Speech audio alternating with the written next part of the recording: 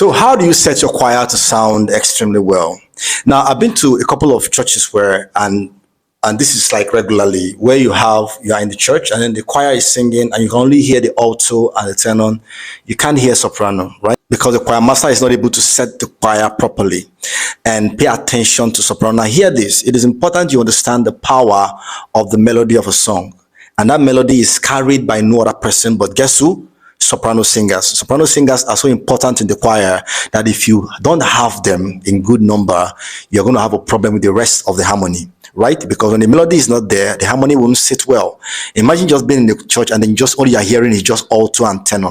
Just imagine how it sounds. It sounds completely odd, right? So what does it tell you? It tells you that you need to pay attention to your melody, to your soprano singers, right? So let's take an instance right now. You have 5-member choir, which I should believe is more like the lists, or so to say, close to the list. You can call a choir.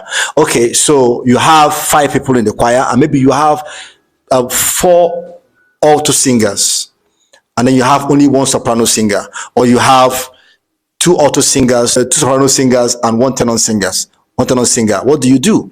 You have to take 1 person from the alto singers to come and support the soprano singers with either a high soprano or just a normal mezzo soprano or even a low soprano. Why? Just to fill up the number, to have more melody singers than harmony singers. It is better to have 1 alto singer harmonizing, 3 soprano singers, and have 1 tenor singers harmonizing, that to have more people in the harmony than in the melody. If not, you're going to find out that your choir is not sounding well.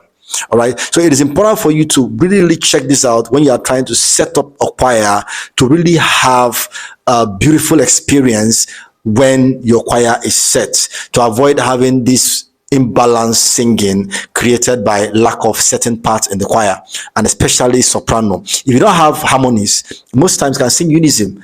I mean, there's no crime. Many songs are done on unison, no harmonies.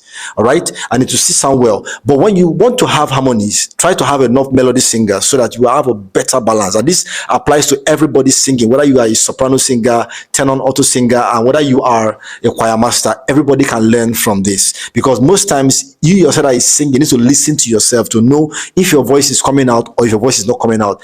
And if your voice is not coming out, you need to make signs, signals that your voice is not coming out. You're not hearing yourself. You're a soprano singer and your voice is sinking in. Try to project. Also, sopranos project when you are singing. I'm going to do a video on how sopranos can project. This little idea or this little step towards your choir can change a whole lot of things in your choir, just by paying more attention to soprano singers in your church, and then putting alto singers and tenor singers where they belong in the right proportion.